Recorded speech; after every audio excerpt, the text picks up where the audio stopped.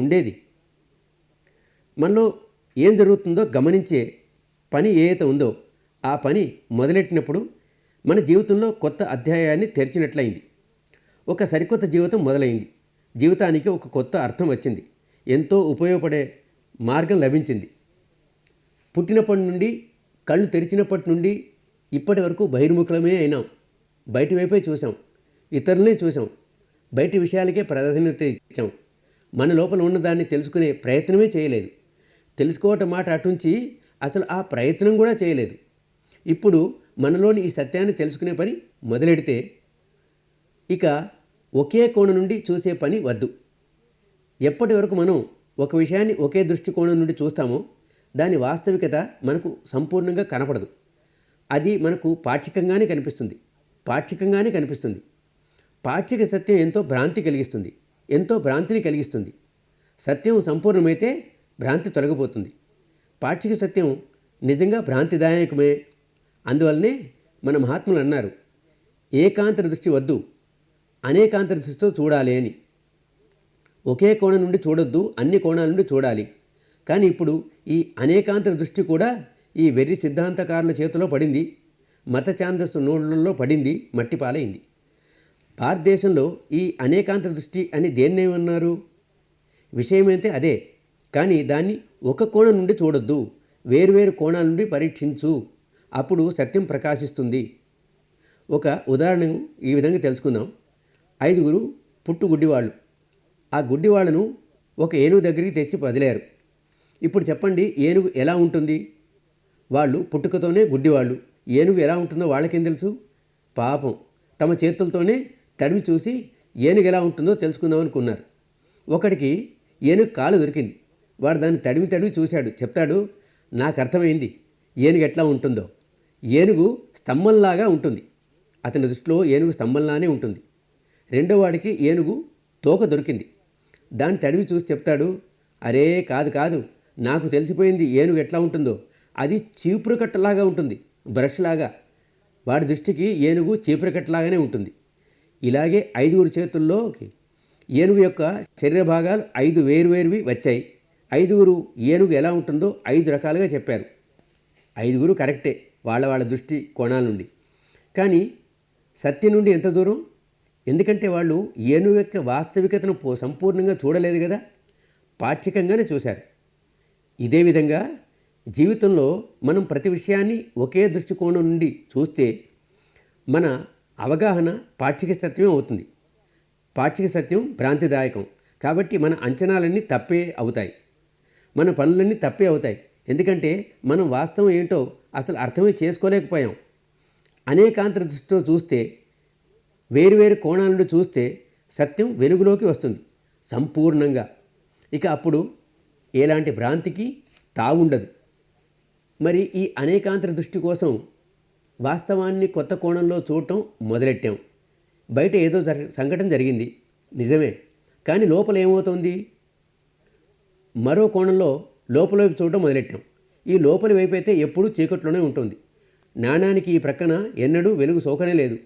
ఆ వైపే ఎప్పుడూ జిగేలుమని తోస్తోంది. బయట ఏమవుతోంది? ఇప్పుడు లోపల ఏమవుతోంది అని దీన్ని గమనించడం మొదలెట్టాం. చాలా పెద్ద పని మొదలెట్టాం. ఎవరైతే తన లోపలి సత్యాన్ని గురించి చీకట్లో ఉంటాడో వాడు ఎన్ని ప్రయత్నాలైనా చేయవచ్చుగాక తన దుఃఖాల నుండి మాత్రం బయటపడలేడు. లోపలి అంధకారం తొలగిపోవటం మొదలైతే దుఃఖాల నుండి మాత్రం బయటపడే దారి దొరకటం లేదు. చాలా పెద్ద పనే చేశాం. మన లోపలికి చూసే పని మొదలెట్టాం. మనిషి ఒకే దృష్టికోణం నుండి చూసినప్పుడు ఇప్పుడు చెప్పుకున్నట్లుగానే నా దుఃఖాలకు కారణం బయట ఉన్నది అని అంటాడు. ఫలానా వాడు ఇలా అన్నాడు, ఇలా చేశాడు, ఫలానా సంఘటన ఫలానా విధంగా జరిగింది, ఇది ఈ విధంగా జరిగింది, అందుకే నాకు ఈ దుఃఖం అంటాడు. ఎందుకంటే తన దుఃఖానికి కారణాన్నంతా బయట వెతుకుతాడు, బయట ఉన్నదేనే నమ్ముతాడు. అందువల్ల తన బలాన్నంతా శక్తియుక్తులంతా ఈ బయటి కారణాన్నే ఎలా వదులుచుకోను అనే వెచ్చిస్తాడు. సాధన చేయడం మొదలెడితే, ఇలా విపස්සన సాధన మొదలెడితే త్వరలోనే ఒక స్థితి వస్తుంది. తన లోపల కూడా చూడటం మొదలెట్టాడు కాబట్టి ముందైతే ఆ స్టేషన్ చేరుకుంటాడు. ఆ స్థితిలో నాయన నా మనసులో ఏ వ్యాకులత కలిగిందో, ఏ దుఃఖమైతే కలిగిందో చూడు, దాని కారణంలో సగమైతే సగం కారణమైతే బయటే ఉన్నది, సగం కారణం నా లోపల కూడా ఉన్నది అని. ఈ మాత్రం అర్థమవుతుంది, మంచిదే. కనీసం 50-50 అంటున్నాడు. అంటే 50% తన తప్పు ఒప్పుకుంటున్నాడు అన్నమాట. ఇప్పుడు లోపల కూడా బాగుపడాలి, 50% ప్రయత్నం అయితే చేస్తాడు. ఇంకా ముందుకు సాగితే ఈ మార్గంలో ముందు చేస్తూ ఏనాటికైనా చేరుకోవాల్సిందే. అవును, నాలో దుఃఖం కలిగినప్పుడు దానికి 100% కారణం నాలోనే ఉంది. బయటి వాళ్ళెవరూ దీనికి ఏ వస్తువు కానీ, ఏ స్థితి కానీ, సంఘటన కానీ ఇవేవి నిజానికి నాకు దుఃఖాన్ని ఇవ్వలేవు. సరిగ్గా ఇలాగే బయటి ఏ వస్తువులు, వ్యక్తులు, స్థితులు, సంఘటనలు ఇవేవి నాకు సుఖాన్ని ఇవ్వలేవు. నా దుఃఖానికి కారణమంతా పూర్తిగా నాలోనే ఉంది. నా దుఃఖానికి కారణమంతా పూర్తిగా నా లోపలే ఉంది. ఏ రోజున ఈ సంగతి అర్థమవ్వడం మొదలెడుతుందో ముక్తి మార్గం తెరుచుకుంటుంది. అలాగే నా సుఖానికి కూడాను. ఇది కేవలం తెలివితో అర్థం చేసుకోవటం కాదు, అనుభూతితో తెలియవస్తుంది. లోపల పని కొనసాగిస్తున్న కొద్దీ ఈ సంగతిని బాగా అర్థం చేసుకుంటాం. ఎందుకు మన దుఃఖాలన్నిటికీ కారణం పూర్తిగా మనలోనే ఎందుకు ఉన్నది అనేది చక్కగా అర్థమవుతుంది. ఒక సంఘటన, ఒక వ్యక్తి నాకు చాలా అపకారం చేశాడు. నాతో తప్పుగా ప్రవర్తించాడు. నాకెంతో నష్టం వచ్చింది. నేను కోర్టులో కేసు వేశాను. మామూలుగా కోర్టులో జరిగినట్లుగానే ఈ కేసు కూడా ఒక కోర్టు నుండి పై కోర్టుకు కదులుతూ సుప్రీంకోర్టుకు చేరుకుంది. 7 ఏళ్ళు పట్టింది దీనికంతా. 7 ఏళ్ల తర్వాత సుప్రీంకోర్టు చీఫ్ జస్టిస్ తీర్పిస్తాడు. బాయ్, ఈ కేసునంతా పరిశీలించిన తర్వాత ఇందులో నీ తప్పు ఏమాత్రం లేదు అని నేను భావిస్తున్నాను. తప్పంతా పూర్తిగా అతనిదే, అతనికి శిక్ష పడాలి అని. న్యాయాధికారి తీర్పిచ్చాడు, నా తప్పేమీ లేదని. మరి అలాంటప్పుడు, నా తప్పేమీ లేనప్పుడు ఇలా 7 ఏళ్ల పాటు ఈ ప్రకృతి, దేవుడు, పరమాత్మ, అల్లా నాకు శిక్ష ఎందుకు వేశాడు? 7 ఏళ్ల పాటు కంటికి కునుకు లేదు, కడుపుకు మెతుకు లేదు. ఎంత కలత చెందాను, ఎంత అశాంతి ఉండింది. మరి ఈ శిక్షంతా నాకెందుకు రావాలి? అసలు నా తప్పేమీ లేనప్పుడు. బాగా అర్థం చేసుకుంటాడు విపස්සనా సాధకుడైతే. తన లోపల సత్యాలను చూడటం నేర్చుకుంటే తెలుస్తుంది. నేను వ్యాకుల పడ్డానంటే దానికి కారణం నేనే, వేరే ఎవరో కాదు. నా వల్లనే నా ఈ వ్యాకులత, నా మూర్ఖత్వం వల్లనే నేను కలత చెందాను. వేరే ఎవరో దీనికి బాధ్యులు కారు. నేను నా దుఃఖాన్ని ఆరంభించాను కాబట్టి వ్యాకుల పడ్డాను. నేను నా లోపల దుఃఖాన్ని పెంచుకుంటూ పోయాను, వ్యాకుల పడ్డాను. ఈ నాటకమంతా లోపలదే. ఇంకో ఉదాహరణతో అర్థం చేసుకుందాం. ఒక ఆయనతో మనకు సంబంధాలు బాగాలేవు. మన సుఖంగా ఉండటం చూస్తే వాడు ఓర్వలేడు. వచ్చి ఓ 2 తిట్టిపోయాడు. మనల్ని అవమానించి పోతాడు. మనం వ్యాకుల పడతాం. ఎవరో వచ్చి మనకు ఒక కానుకనిచ్చారు, మనం దాన్ని స్వీకరించాం. ఇది మొదటి తప్పు. వాడు మన మీదికి కాలుతున్న నిప్పు విసిరాడు. మనం దాన్ని అందుకొని గుండెలకు అద్దుకున్నాం కాబట్టి వ్యాకుల పడ్డాం. దాన్ని మనం అందుకొని ఉండకపోతే, నీ మాట నీ దగ్గర, నేనేం చేయను అని నవ్వుతూ ఉండిపోతే మనకేం నష్టం వచ్చేది? వాడు మంట విసిరాడు, తనలోనే రగిలిపోయాడు కదా, తనే వ్యాకుల పడతాడు కదా, మనకేమీ కాదు. కాబట్టి మనం చేసిన మొదటి తప్పు ఏమిటంటే తిట్లను స్వీకరించాం కాబట్టి కలత మొదలైంది. కానీ దాన్ని మించిన తప్పు ఇంకోటి ఉంది. మన లోపల చూస్తే సత్యం ఏమిటో చూడటం మొదలెడితే ఆ రహస్యం అంతా బయటపడుతుంది. వాడు మనల్ని ఒక్కసారే తిట్టాడు, ఒక్కసారే మనల్ని అవమానించాడు, ఒకసారి మనల్ని బాధ పెట్టడానికి వాడు చేసింది ఇంతే, తిట్టాడు, అవమానించాడు. కానీ ఇక మన పరిస్థితి చూడు. వాడు ఏదో తిట్టేశాడు కదా, అదే తిట్టును మళ్ళీ మళ్ళీ తలుచుకుంటూ మన మనసులో ఆ నాటకాన్నే మళ్ళీ మళ్ళీ రీప్లే చేస్తాం. వాడు నన్ను ఇంతగా తిట్టాడు, నన్ను ఇంత అవమానించాడు, ఇంతగా తిట్టాడు, ఇంత అవమానించాడు. వాడైతే ఒక్కసారి తిట్టాడు, మరి మనమో 100 సార్లు, 1000 సార్లు, 1,00,000 సార్లు మళ్ళీ మళ్ళీ తిట్టుకుంటూనే ఉంటాం, వ్యాకుల పడతాం.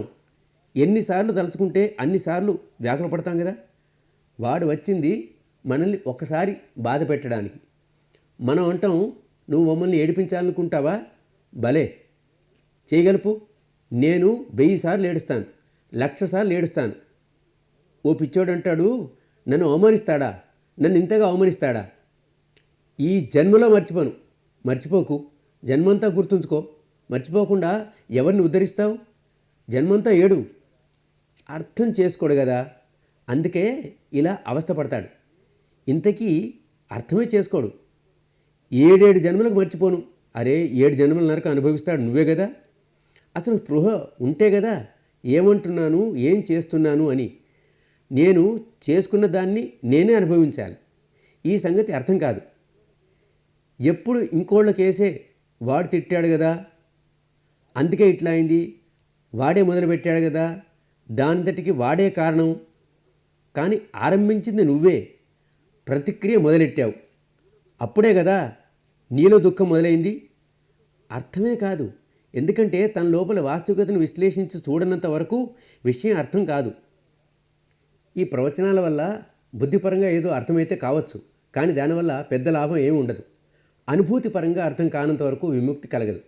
అనుభూతి స్థాయిలో అర్థం చేసుకుంటే, చూడు ఈ శరీరమంతా ఏ విధంగా పరమాణువులతో తయారైందో, ఎలా పుడుతూ నశిస్తూ ఉందో చూడు, ఇందులో ఎన్నెన్ని రకాల సంవేదనలు కలుగుతున్నాయో, ఇవన్నీ ఎందుకు కలుగుతున్నాయో ఇదంతా అర్థమవుతుంది. మనసును కూడా చూస్తాం. విషయాలను తెలుసుకునే భాగం మనసులోనిది చూడు ఎలా పనిచేస్తుందో, ఎలా తెలుసుకుంటోందో. గుర్తించే పని చేస్తున్న భాగం అది కేవలం గుర్తించడమే కాదు, గుర్తించగానే విలువ కట్టి తీర్పునిస్తుంది. దీనివల్ల మూడో భాగం సంవేదనలు గ్రహించేది చూడు సంవేదనలు పుట్టిస్తోంది. సంవేదనలు సుఖ సంవేదనలు, ఈ రెండు కానీ న్యూట్రల్ సంవేదనలు. దాని తర్వాత ప్రతిక్రియ చేసే భాగం అది ప్రతిక్రియ చేస్తుంది. ఈ పనంతా చేసేది మన మనసే కదా. ఈ సంజ్ఞ ఎలా తీర్పునిచ్చిందో సరిగ్గా అలాంటి సంవేదనే కలగటం మొదలైంది చూడు. దాని తర్వాతే ఈ ప్రతిక్రియ మొదలైంది. ఆ తర్వాతే నా దుఃఖం మొదలైంది. అప్పటి వరకు దుఃఖం లేదు. ప్రతిక్రియ మొదలు కానంత వరకు దుఃఖం లేదు. ప్రతిక్రియ మొదలవ్వగానే వ్యాకులత మొదలైంది. వ్యాకులత మొదలైంది. మరి ఈ ఆరంభం అంతా నాలో జరిగింది కదా. ఈ నాటకమంతా అర్థమవుతుంది. మనలోని ఈ ప్రపంచాన్నంతా విభజించి విశ్లేషించి చూడటం మొదలొస్తుంది. విషయం అంతా అర్థమైపోయింది. మన దుఃఖానికి అసలు కారణం తెలిసి వస్తుంది. ఆ దుఃఖం పోవటానికి మార్గం కూడా బోధపడుతుంది. ఈ సంజ్ఞ ఏ విధంగా పనిచేస్తుంది అనేది అంతా అర్థమవుతుంది. దీని తీర్పు వల్ల మనం ఎంత వ్యాకులతకు గురవుతున్నాం, మన సంజ్ఞ వల్లనే మనం వ్యాకులత చెందేది అని బాగా అర్థమవుతుంది. ఒక ఉదాహరణతో చూద్దాం. ఒక మంచి పెయింటర్ ఉన్నాడు. అతను ఒక గోడ మీద బ్రష్తో కొన్ని గీతలు గీశాడు. మరి అతను చాలా గొప్ప ఆర్టిస్టు. ఎంతో చక్కని బొమ్మ తయారైందంటే ఎంతో అందమైన స్త్రీ మూర్తి రూపుదిద్దుకుంది. ఇక దాన్నే చూస్తూ కూర్చుంటాడు. చూస్తూ ఆ అందానికి పిచ్చోడైపోయాడు. నాకేమి కావాలి, ఈమె లేకుండా నేను బ్రతకలేను, దేవదాసైపోయాడు. ఈమెనే కావాలి, నేను ఈమెతోనే జీవిస్తాను అని కలవరింతలు. అందరూ చెప్పారు, అరే పిచ్చెక్కిందారేమిరా నీకు, అందులో ఏమాత్రం నిజం లేదు, ఏమాత్రం సారం లేదు, నువ్వు ఊహించుకున్నది నీ ఊహలతో నీ గీతలతో తయారైన రూపమే అది. ఇప్పుడు నువ్వే ఈ మనిషి కావాలంటే నీ అంత పిచ్చోడు వేరే ఎవరైనా ఉంటారా? అలాగే ఆ పెయింటరే ఇంకో గోడ మీద గీతలు గీశాడు. ఈసారి ఒక భయంకరమైన భూతం బొమ్మ తయారైంది. దాన్ని చూస్తాడు.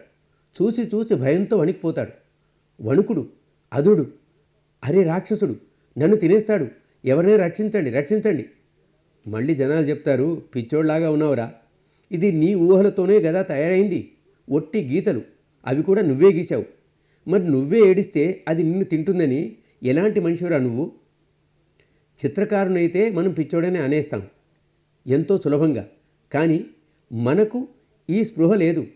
మనం అందరం కూడా అదే పిచ్చిలో జీవితమంతా గడుపుతున్నాం. పూర్తి జీవితమంతా ఆ పిచ్చిలోనే గడుపుతున్నాం. స్వయంగా మనమే మన మనసులోనే బొమ్మలు గీస్తాం. వేరు వ్యక్తుల్ని, వస్తువుల్ని, పరిస్థితుల్ని మన మనసులోనే చిత్రీకరించుకుంటాం. రాతి మీద చెక్కినట్టు మనసులో ప్రతిష్ఠించుకుంటాం. మనమే తయారు చేసిన ఊహా చిత్రాలు ఇవి. ఇక వాటినే మంచివనుకొని వాటి పట్ల అనురాగం పెంచుకుంటాం. వాటినే చెడ్డమనుకొని వాటి పట్ల ద్వేషం పెంచుకుంటాం. కానీ ఇంత చేస్తే వీటిలో సత్యం ఏ కోశానా లేదు. మన ఊహే, కేవలం మనం కల్పించుకున్నవే. ఇది అర్థం కాక మనిషి ఎంత వ్యాకుల పడతాడు. 20 ఏళ్ల క్రితం ఎవరో ఒక మాట అన్నారనుకోండి, ఏదో పని చేశారు, అది నాకు నచ్చలేదంటే నా మనసులోని ఈ విభాగానికి నచ్చలేదు, ఈ సంజ్ఞకు నచ్చలేదు, అది వెంటనే తీర్పు ఇచ్చింది, చాలా దుర్మార్గుడు అని. ఎందుకంటే దానికి నచ్చలేదు కదా, అందుకని దుర్మార్గుడు. ఇక ఆ మనిషి బొమ్మను చెక్కుతుంది, చాలా చెడ్డవాడు, దుష్టుడు, దుర్మార్గుడని. ఈ ఇక 20 ఏళ్ల వరకు ఆ మనిషి నాకు కలవలేదు.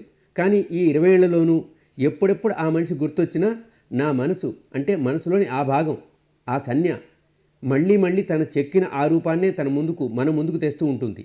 వాడా చాలా దుర్మార్గం, చాలా దుష్టుడు అని. 20 ఏళ్ల తర్వాత మళ్ళీ అతన్ని కలుస్తాను. అప్పటికి ఎంత మంచివాడైపోయి ఉంటాడో తెలీదు. లేకపోతే అసలు ఇదివరకు కూడా మంచివాడేనేమో. నా సంజ్ఞ కదా చెప్పింది దుర్మార్గుడని. సంజ్ఞ ఇచ్చే తీర్పులు ఎప్పుడూ అనుమానాస్పదాలే. అసలు సంజ్ఞ అంటేనే సంయుక్త జ్ఞానం అని, కలయిక వల్ల ఏర్పడే గుర్తింపు. దేంతో కలిసి ఉంది? తన పూర్వపు సంస్కారాలతో కలిసి ఉంది. మన పూర్వ సంస్కారాల రంగుటద్దాలు పెట్టుకొని మనం ఏ వస్తువునో, ఏ వ్యక్తినో, పరిస్థితినో, సంఘటననో చూస్తాం కదా, అప్పుడు వాటిని ఉన్నవి ఉన్నట్లు యథాభూతంగా చూడం. వాటన్నిటికీ ఇదే రంగు పొలుగుతాం.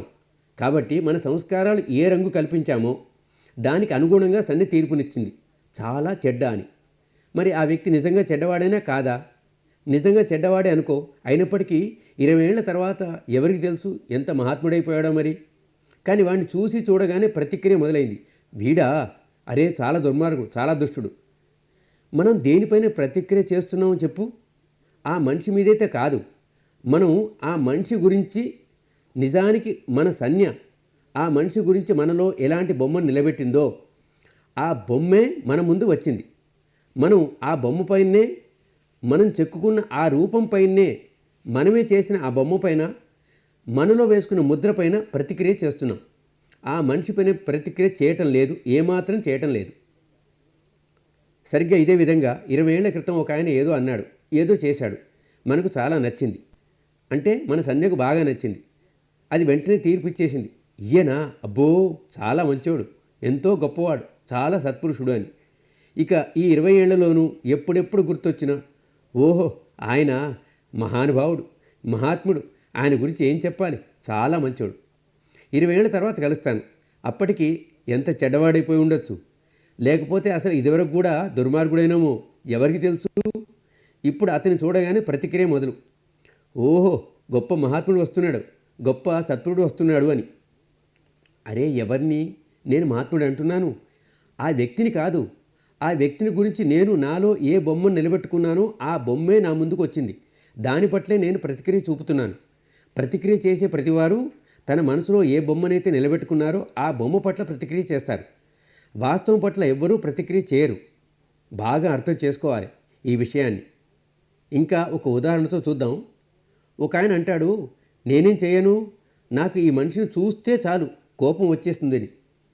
మంచిది ఆయన, ఈ మనిషిని చూస్తే నీకు కోపం వస్తుంది అంటే ఈ మనిషిలో జీవరసాయనాలు ఏవో కొన్ని అలా ఉండి ఉన్నాయి. వీడి బయోకెమిస్ట్రీనే అలాంటిది. ఇదే నిజమైతే ఈ మనిషిని ఎవరెవరు చూసినా వాళ్ళల్లో కోపం రావటం మొదలవ్వాలి కదా. ఎవరు చూస్తే వాళ్లకు కోపం రావాలి. కానీ అలా రావట్లేదు కదా. ఆ మనిషిని ఒకేసారి 5 వ్యక్తులు చూస్తే ఒకేసారి చూస్తారు. 5లోనూ 5 రకాల ప్రతిక్రియలు వస్తున్నాయి. నాకు కోపం వచ్చింది, ఇంకోటికి భయం వేయవచ్చు, ఇంకోళ్ళకు మోహం కలగవచ్చు, 4 వాళ్ళలో వాత్సల్యం కలగవచ్చు, ఇంకోళ్ళలో ఇంకోటి. ఒక్కొక్కళ్ళలో ఒక్కొక్క ప్రతిక్రియ కలుగుతుంది. మరి ఎందుకమ్మా? ఎందుకవుతుంది ఇలా? ఎందుకంటే అతని గురించి ఎవరు ఎలాంటి బొమ్మను తయారు చేసుకున్నారో వాళ్ళ ముందుకు అలాంటి బొమ్మలే వస్తాయి. వాళ్ళు ఎలాంటి బొమ్మ తయారు చేసుకున్నారో అలాంటి ప్రతిక్రియ చేస్తారు. ఎలాంటి బొమ్మ తయారు చేసుకున్నారో అలాంటి ప్రతిక్రియ చేస్తున్నారు కూడా. అలాంటి ప్రతిక్రియ ఆ వ్యక్తి యొక్క వాస్తవికతపై కాదు, మనం ఎవరి గురించైనా ఎలాంటి ముద్ర వేసుకున్నాం అనేదే. ఆ చిత్రకారులాగా మనం ఏ బొమ్మ తయారు చేసుకున్నామో సరిగ్గా అదేవిధంగా మనము ప్రతిక్రియనివ్వటం మొదలెట్టాం. మరి దీనికి బాధ్యులు ఎవరు? వీటిని అన్నింటినీ మన అనుభూతితో తెలుసుకోవడం మొదలెడితే రహస్యం అంతా వెల్లడవటం మొదలవుతుంది. ఏమిటి జరుగుతోంది ఇదంతా? మనం ఏం చేస్తున్నాం? మనమే స్వయంగా బొమ్మలు చెక్కుకుంటున్నాం. మనమే చేసిన బొమ్మలు మళ్ళీ వాటిపైనే ప్రతిక్రియ చేస్తుంటాం. ఆ బొమ్మనే బాగా చేసుకుంటే దాని పట్ల రాగంతో ప్రతిక్రియ చేస్తాం. వికారంగా చేసుకుంటే దాని పట్ల ద్వేషంతో ప్రతిక్రియ చేస్తాం. అన్నీ మనమే చేసుకుంటాం.